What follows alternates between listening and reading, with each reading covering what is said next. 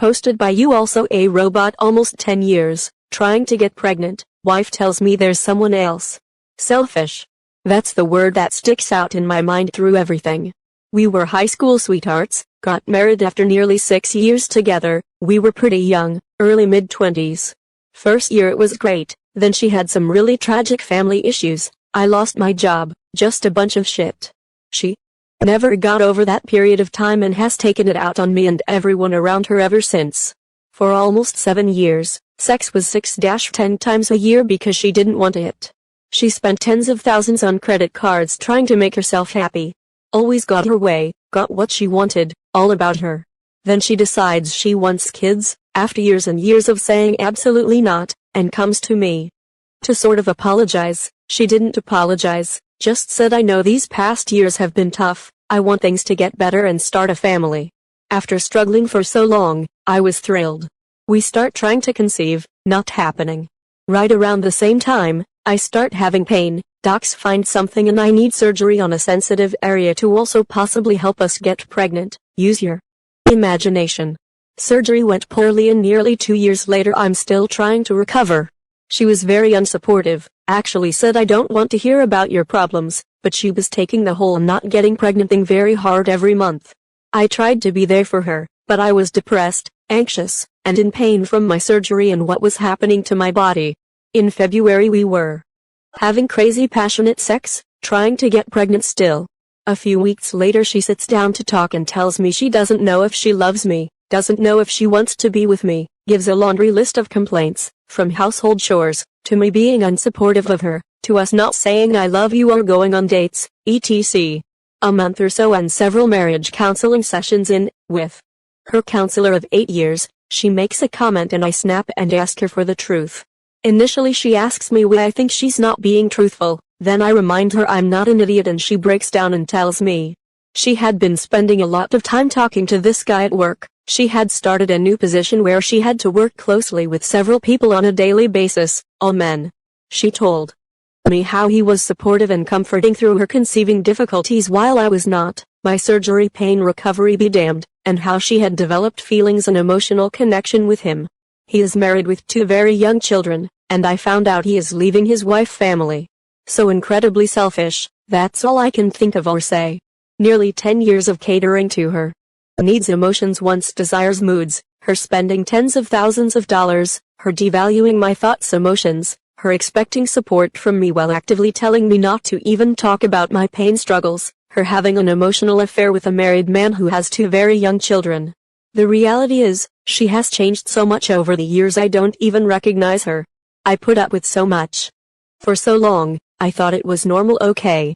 At this point I'm just furious at myself for staying and putting up with everything all these years, and astonished by how incredibly selfish and awful she is. I felt like I couldn't just abandon my wife after all of the terrible shit happened early on, but she certainly abandoned me, and stabbed me in the back, when I needed her. Feels bad now. Let's see top comments before reading next story. Embarrassed tax 6,547 comments. First, I'd bet $100 it's not an AITA, it's a PA, especially since he's leaving his wife, I'm assuming for your wife. Second, dude, just dude, why did you put up with this crap for so long? I know she had early issues, but as I read this I just think I'd have kicked this bee out if she treated me like that. Please don't take this as shaming. But I'm guessing you have very low self-esteem. Think of this thing this way, you're finally free. Good riddance to bad garbage. Contact a lawyer immediately and get papers written up. If you can do it, get her to move out ASAP. She can move in with friends or family, get her own place, or even join the circus, who cares? OP replies, yeah, when I type it all out it is just so egregious. Like I said, I'm just mad at myself for putting up with everything for so long. Embarrassed tax 6,547 comments. Yay, don't be too hard on yourself. Many of this fall for stuff like this, but at least now you can get out. That should be goal number 1, get her out if you can and file. I would go gray rack, you can look it up and get working on those papers. Don't yell, don't battle, don't compare emotional scars of who did what to whom. Just get out, go live with your AP or mama or under a bridge. Sampa to Nick, have you consulted with a lawyer yet? Remember, this was not your fault. Get yourself into some IC, start the healing the process, move on and be happy. You have suffered enough. Things can only get better. OP replies, yeah, I appreciate it. I've gotten a lot of support from family and friends, so I'm fortunate in that regard. Just in shock, but I guess I shouldn't be given how selfish she has been for so long. Now for the next story. Posted by Yuxingson Lim. Wife had an affair, will end the marriage and I'll lose the kids. We've been married 8 years with 2 beautiful children, 6 and 7, whom I love with all my heart. I'm 37 and she's 34. Out of the blue a week ago, she reacted badly to a mess on the kitchen counter, which evolved into this full fight about how she feels like I'm her maid. For context, I do the laundry, sometimes I cook dinner, I send the kids to school and enrichment, because I want to. But this time I was lazy and didn't clear the counter. The talks we had after this fight ranged from her talking about her regrets, where she used to be really outgoing, but is now saddled with responsibilities, to talking about our love and sex life. Now I admit my fault in the marriage. I've never been good with showing love, though I do say it through words. I've told her how she is my rack, and how grateful I am when she pulled me out of a couple of depressive periods. As for our sex life, I have a pretty low one. But I do try to initiate. Got shot down sometimes. Other times, when she initiates, I'll need to react enthusiastically immediately. If not, she turns over and gets upset. Then it becomes me who's groveling for sex, which of course doesn't happen. Anyway, back to the fight. I acknowledged my fault in the breakdown, and vowed to do better, and she just reacts like it's a lost cause. She tells me to do what I need to, and give her some time. So I gave her space, while making sure I'm more attentive around her in the house. Over the next few days I start noticing her constantly on her phone. She's usually just watching Netflix, and also taking calls late into the night. In one of our talks after the fight, she mentioned, what if I found someone else? Putting 2 and 2 together, I confronted her and asked if there's someone else. Of course there is. It's a guy she met online a few days before our big fight. He's from another country, and she hasn't even met him in person. I fought back the urge to react with anger, and the topic of ending the marriage came up. Over the next few days, we've had talks about the options we have. Today, she came to me with an option. Continue to live in the same house and co-parent the kids. It's a partnership, and no longer a marriage. Explain to the kids what's happening to help them understand. I told her, so you want me to continue living here while watching the woman I love give herself to someone else? Of course she reacted negatively. I asked if she was still talking to him after I confronted her, and she said yes. Some more background: both of us came from broken families. I myself from one where my mom cheated on my dad and moved out when I was 10. We resolved to never have our kids go through the same thing. But here we are. It's this point above that made her emotional. Because I want to show the kids that relationships can end, and let them see how to gracefully exit one with minimal hurt to everyone around. We're still trying to figure this out. Also, my dad is living with me. Capital I. Convinced him, with my wife's blessing, to move into my spare room and rent out his apartment so he can retire. He's pushing 80, healthy, and the kids love him. If I go, it'll probably force him to leave too. When we part ways, the kids are my biggest worry. I could kick her out. She's said she will accept it if that is my decision. But she is the mother of my children, and I don't want them to see something so ugly. If it goes to court, then I'm sure to lose the kids, because my country has a very strong law that sees children from divorced parents end up with their mother. I've been having anxiety over the last few days just thinking about not being with my children. I don't know what to do from here. Anyway, thanks for hearing me out.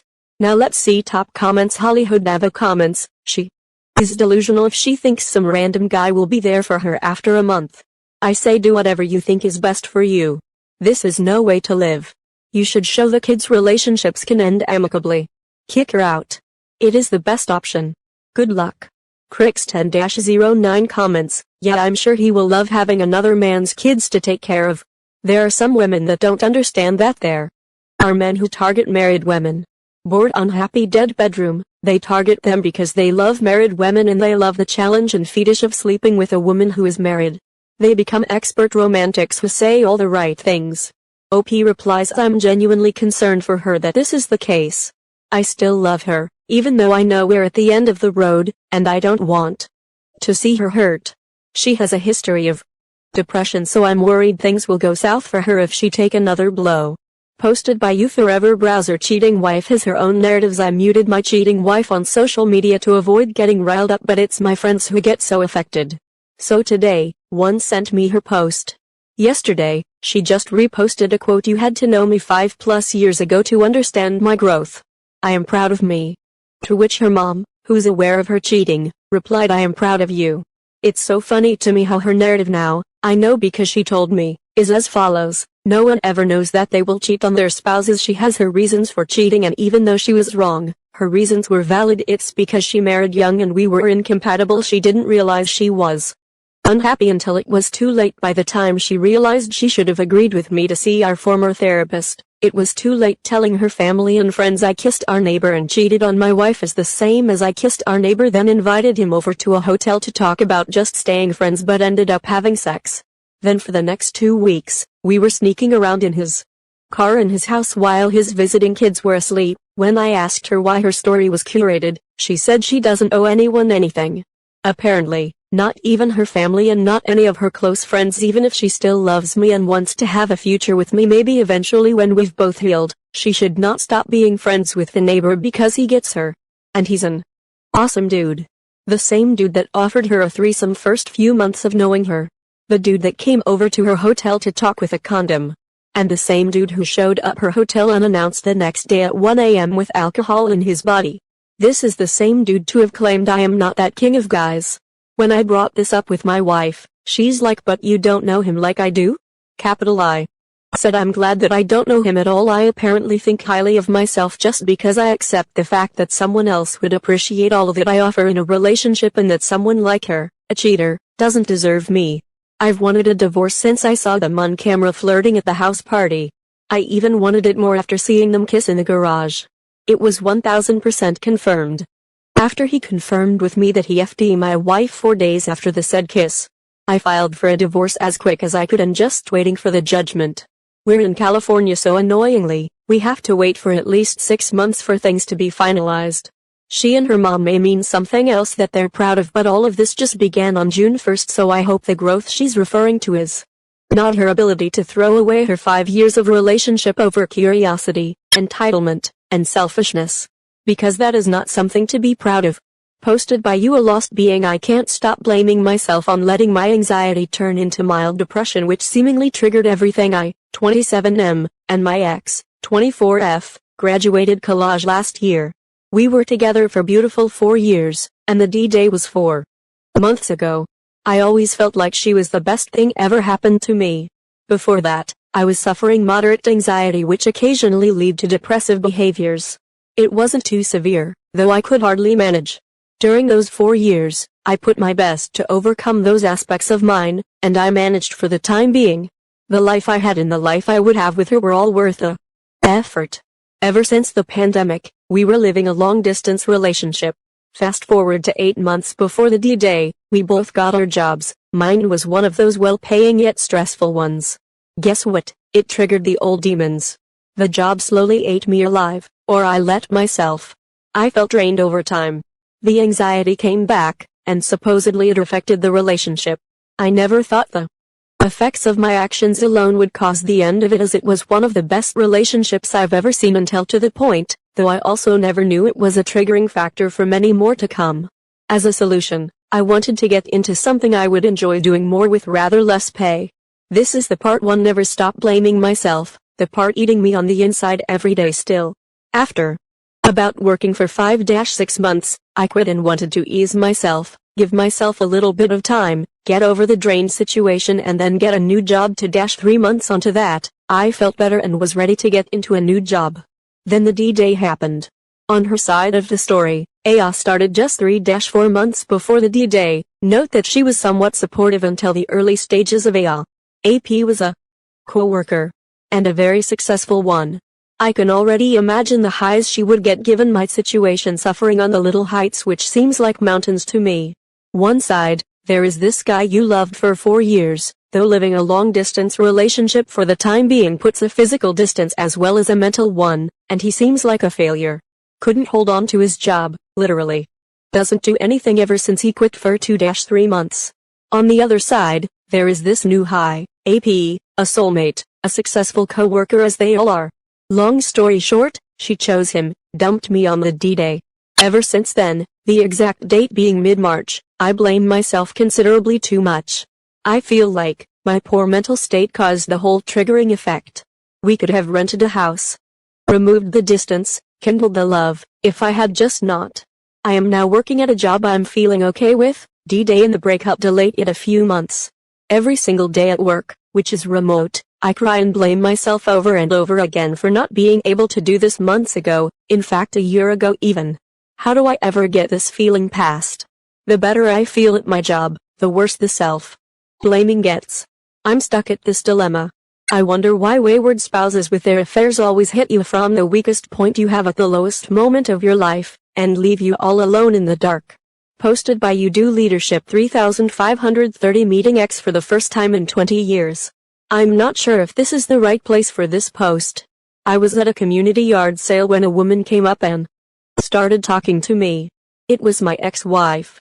We had divorced more than 35 years ago and I hadn't seen her in over 20. This was the woman I met, fell in love with, exchanged vows to and promised to remain with for the rest of my life, slept beside for 8 years, the mother of my children. I recognized the voice, but if she wouldn't have spoken I wouldn't have even known who she was. The anger for her betrayal was long gone, replaced by deep sadness. She missed much of watching her children grow up. She's not part of family get-togethers. She'll never have a secure retirement and no one to take care of her in the old age that is rapidly approaching for her.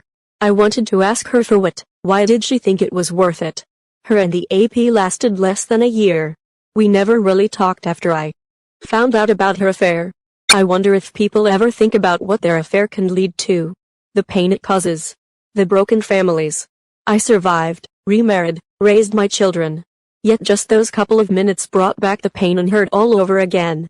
Thanks for watching. If you enjoyed this video, please leave a like and also subscribe for more videos like this. Hit the notification bell.